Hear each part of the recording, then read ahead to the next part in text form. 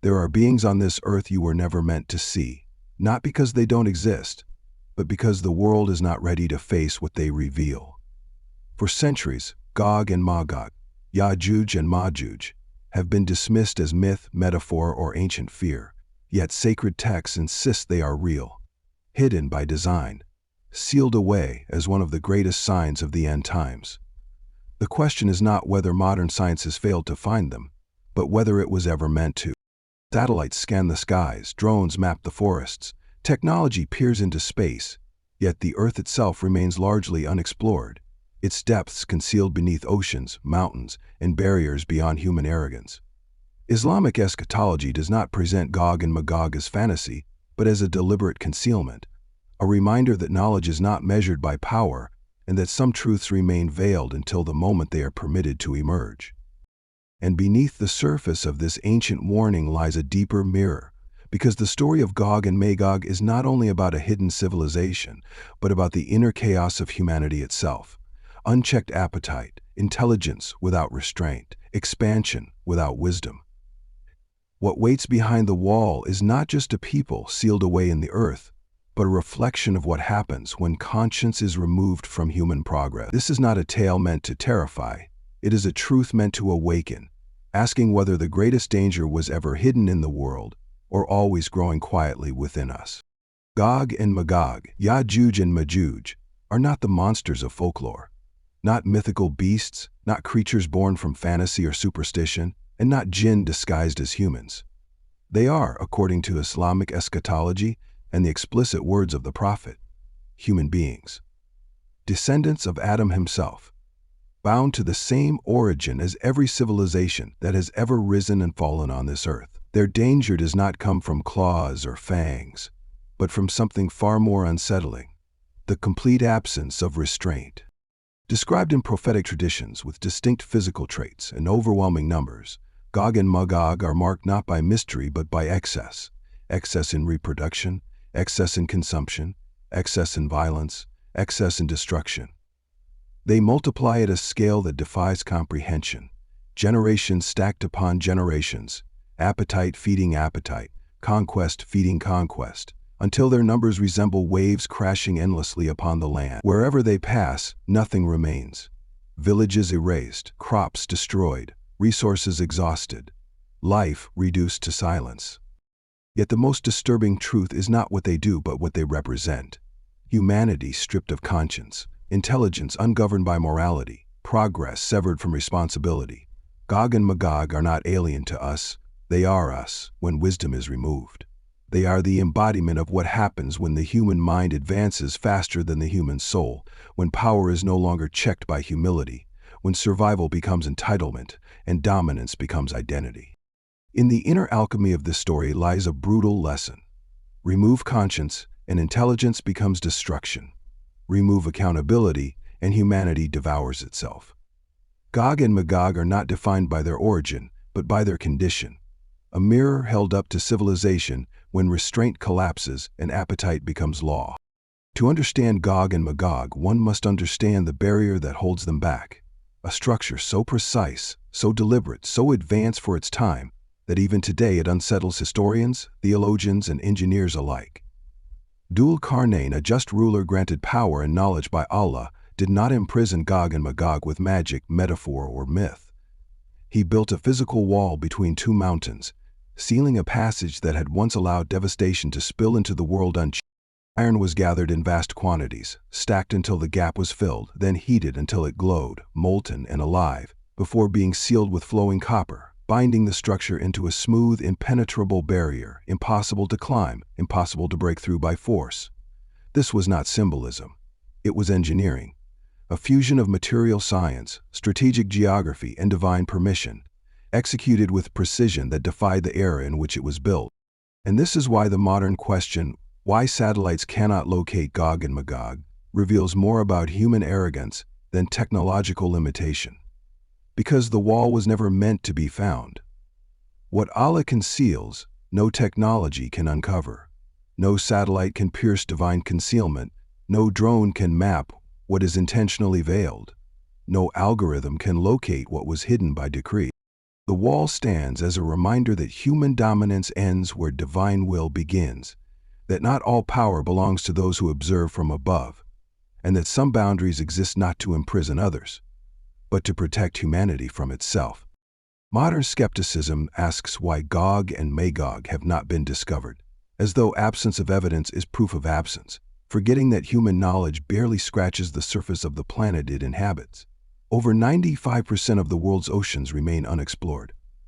Vast pressure-filled depths untouched by light or machine, while enormous stretches of forest, mountain ranges, subterranean networks, and remote landmasses remain inaccessible, unmapped, or barely studied. Beneath our feet lie cave systems deeper than skyscrapers are tall, underground passages older than recorded history, and geological formations that defy easy access, even with advanced technology. Yet modern man looks at satellite imagery and mistakes resolution for understanding, visibility for truth, data for wisdom. The psychological flaw is subtle but fatal. We believe that what we can see is all that exists. Islamic eschatology dismantles this illusion by reminding us that concealment is not weakness, it is design. The earth is not fully revealed because humanity is not fully ready. Science, for all its brilliance, operates within permission. It uncovers only what it is allowed to uncover. Gog and Magog are not hidden because technology is insufficient, but because knowledge itself is governed by boundaries. And in this lies the deeper inner alchemy. The same arrogance that assumes the planet is fully known is the arrogance that assumes the human self is fully understood. Modern man maps the earth but ignores the soul, measures the world but never measures restraint, and in doing so proves the very warning Gog and Magog represent, that intelligence without humility does not lead to enlightenment, but to blindness disguised as certainty.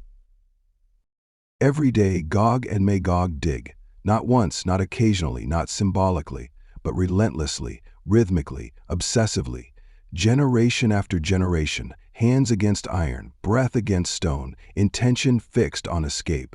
They carve into the wall with certainty, with intelligence, with effort that would humble entire civilizations, and by the end of each day they come closer. So close that light almost touches their fingers, so close that victory seems inevitable. Yet every night, without fail, the wall returns stronger than before, sealed again, smooth again, unbroken again, as if mocking their labor. The reason is not weakness of force, nor lack of knowledge, nor absence of will. It is absence of submission. Their leader ends each day with arrogance disguised as confidence. Tomorrow we will finish. And tomorrow never comes. This is the most devastating lesson in the story of Gog and Magog because it reveals that effort without alignment is powerless, that intelligence without humility collapses into futility, and that progress without acknowledgement of divine authority loops endlessly without completion. Then one day, one ordinary day indistinguishable from all the others, one word is spoken, a word so small it escapes the notice of empires, yet powerful enough to shift the architecture of destiny. Inshallah, God willing. Not as ritual, not as habit, but as recognition. And the next morning the wall does not reset. The barrier holds its shape, the opening remains, and centuries of labor suddenly matter. This is where the inner alchemy reveals itself fully. The wall was never physical alone. It was spiritual alignment. The barrier existed not only between mountains, but between arrogance and submission, between self-worship and acknowledgement, between force and permission. Gog and Magog were never trapped by iron and copper alone. They were trapped by their refusal to bow inwardly. And when alignment arrives, even the strongest walls dissolve, because reality itself responds not to effort, but to consent. When Gog and Magog finally emerge, the world does not end in fire or spectacle, it ends in consumption. Their numbers spill across the land not as an army, but as a flood, overwhelming in scale, unstoppable in momentum, indistinguishable from the terrain itself. They do not negotiate, they do not pause, they do not reflect. They move forward with a singular instinct, to take. Water disappears beneath them as lakes are emptied by the first waves, leaving the last to say with chilling innocence that there was once a lake here. The earth is not conquered through strategy but exhausted through appetite, stripped bare by relentless extraction, devoured by a civilization without mercy and expansion without wisdom, This is not invasion. It is reflection. Gog and Magog are not foreign to the earth.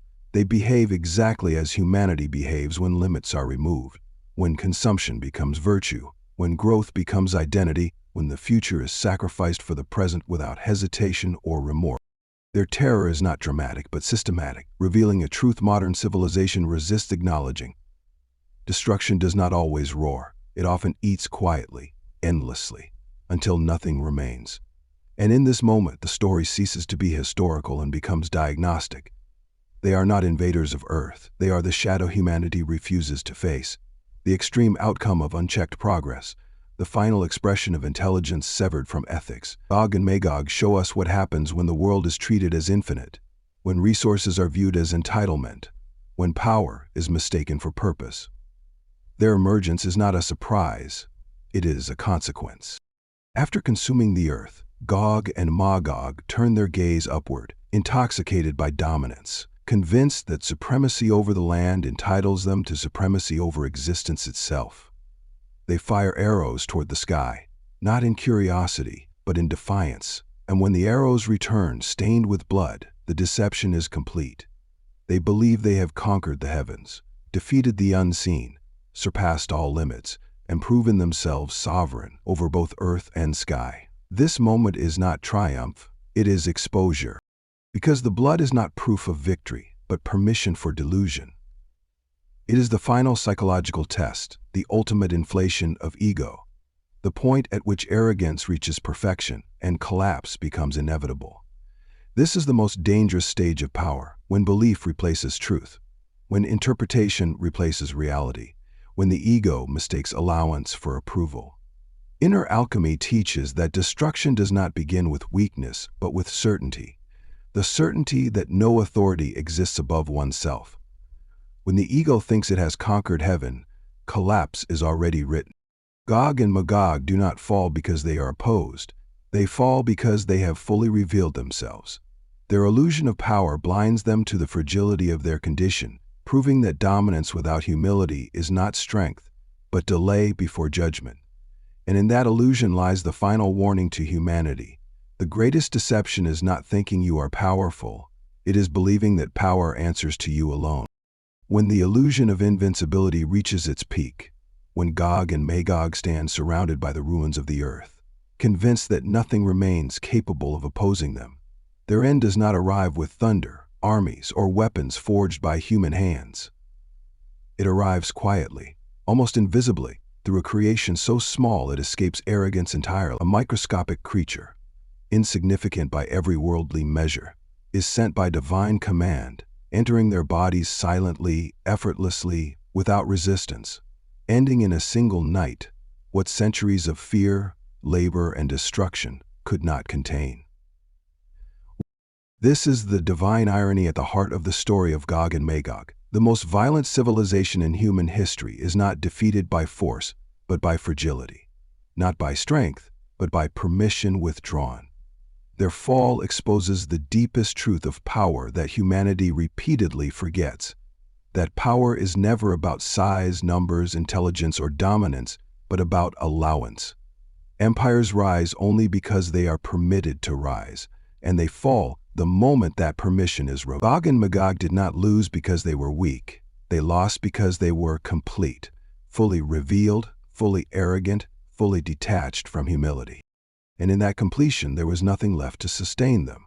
Inner Alchemy teaches that the smallest forces often carry the greatest authority, because reality does not answer to scale, it answers to balance.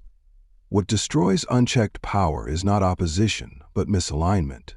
And so the greatest threat to humanity is never the strength of its creations, but the moment it forgets who grants the right to exist at all.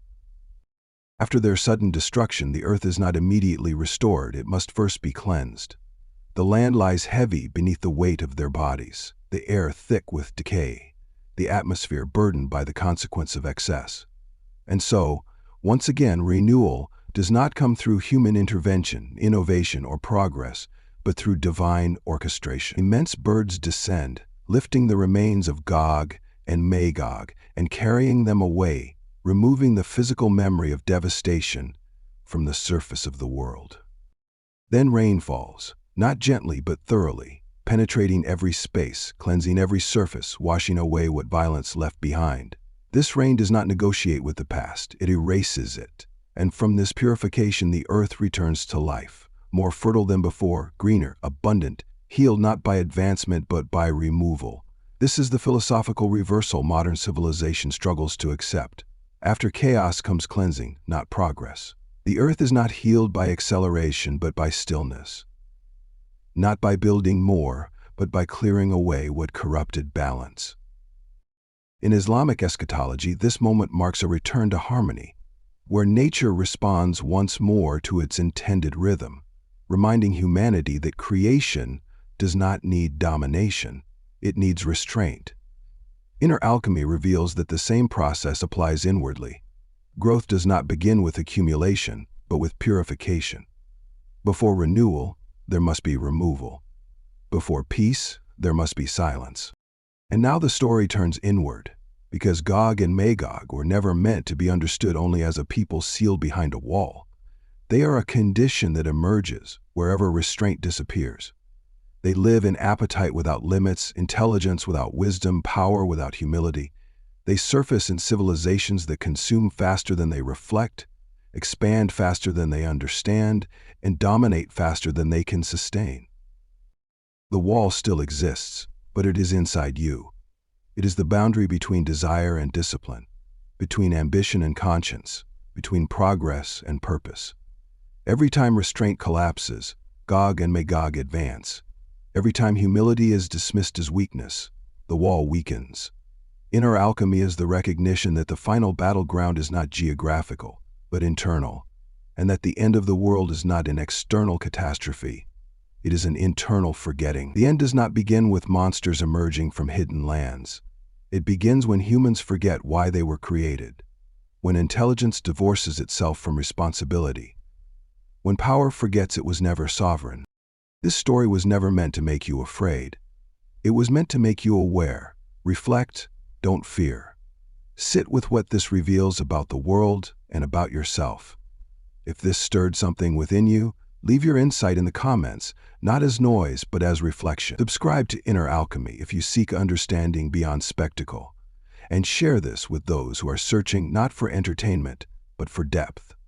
Because the most important walls are not built to keep others out, but to keep humanity aligned within.